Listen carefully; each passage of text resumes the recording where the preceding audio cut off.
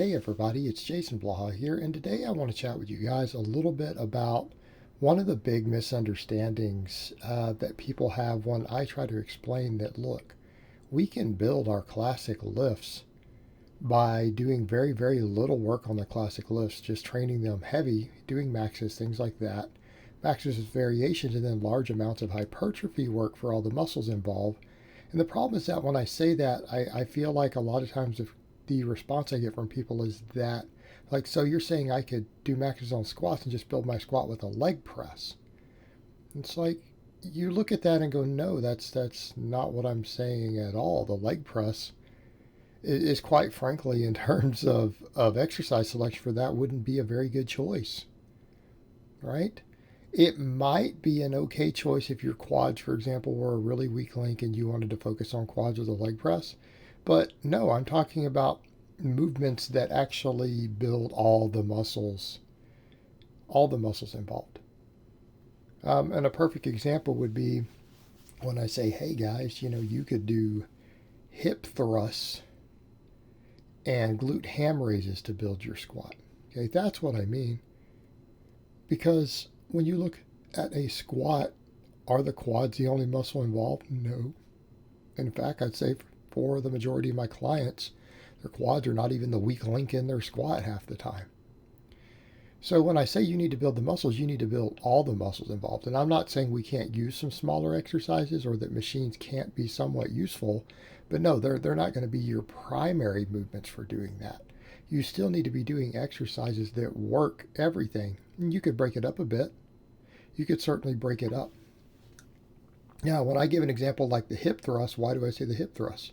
Because it works every single muscle involved in the squat, other than maybe T-spine. Right? It doesn't work your T-spine. It doesn't teach you how to pull your scapula back. It doesn't give you scapular strength.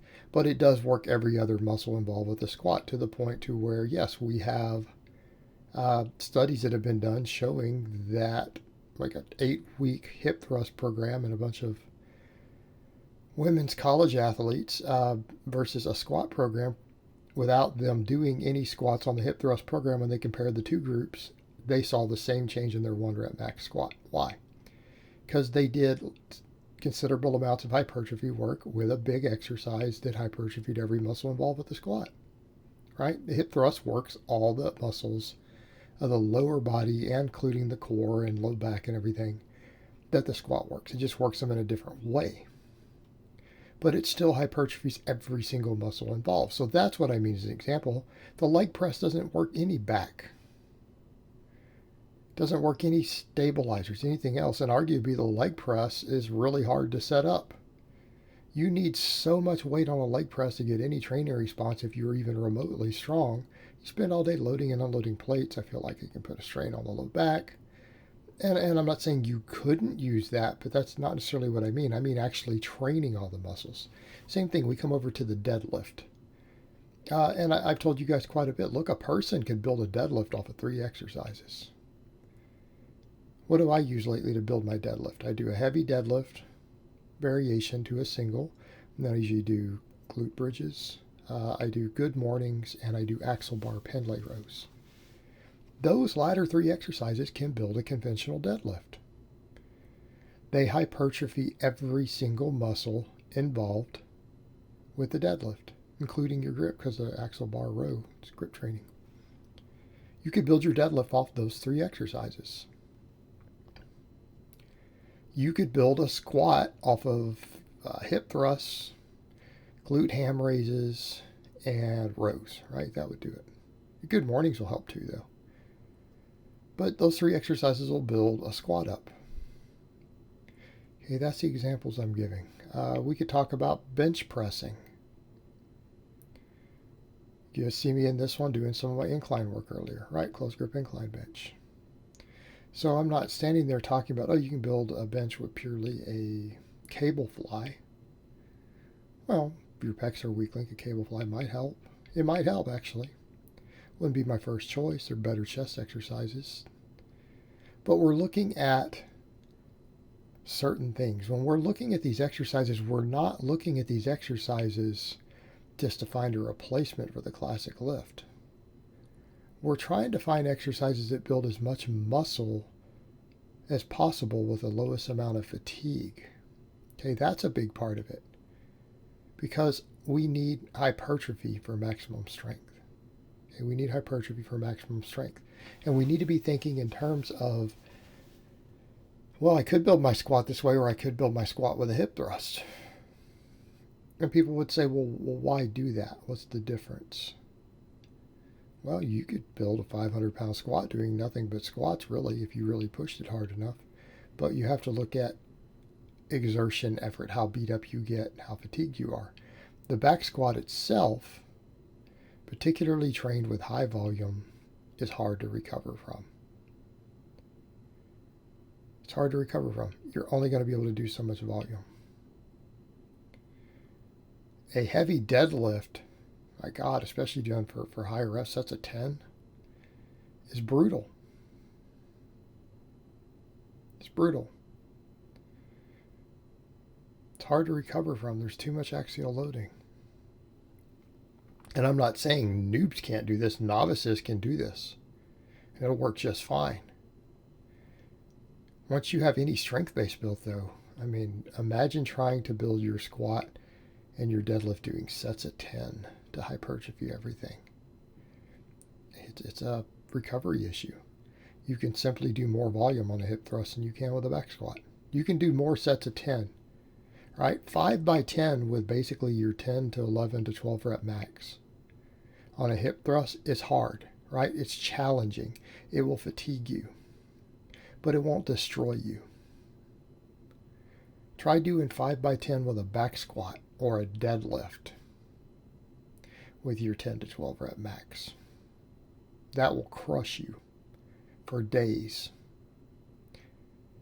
Well, we know that training volume is the primary driver of hypertrophy. We need to be looking in terms of how much muscle can we stimulate versus how quickly can we recover from it, or how much volume can we do without pushing our recovery limits. How destroyed do we feel afterwards? That's what we're looking at. But we have to actually build all the muscles, and that's why when someone says, well, can I just do a leg press? Well, no, because it only trains like half the body. Right? The leg press doesn't train anything basically above the hip. That's not going to build your squat on its own. And if we say, well, we need more quad, well, there's better exercises even for your quads. Like if you really and truly had a quad weakness, and you say, I need more quads, couldn't you do a step up? Weighted step up? Couldn't you do like a walking lunge, like a weighted lunge, right? Heavy lunges for higher volume. You can recover from those, but they still are structural exercises. And you, of course, have the added perk of making sure that you get unilateral balance, right? That would be a better choice. Now, if you came to me and said, could I do a bunch of those and would it help? Well, maybe, yeah, if you need more quad, absolutely. Those would be better than a leg press. Also, they're easier to set up. Way easier to set up and perform those than it is to load that machine all the way up and all the way down. They'll have better carryover. And it's carryover due to muscular development and joint angles and everything involved. And they have some stability involved. Okay, that's what I'm talking about. But when we're using these other exercises, we're not using them because the squat and the deadlift can't cause stimulus. Okay, that's not why we're doing it. We're doing it because we're trying to select exercises in which we can train with higher volumes and still recover, so that we can train with higher volumes to get hypertrophy without destroying ourselves and feeling beat up and beat into the ground. Okay, that is the difference. I'm not saying you can't use machines, but that shouldn't necessarily be your first choice. There are times when that might be what you need to do for some of it, and that's okay. But those are case-by-case basis. That shouldn't be your default. So again, what we're looking at is maximizing hypertrophy in every muscle involved in that lift. And if you do that, and you know how to perform the lift, you won't have to do that much work at that exercise in order to have a really, really big lift. Okay, that's the point we're making. that we're doing hypertrophy exercises to build a lift because size equals strength potential. And then maxes bring out that potential. All right, guys, well, that's really all I have to say on that today. I hope it's been informative, and I will talk to you guys next time.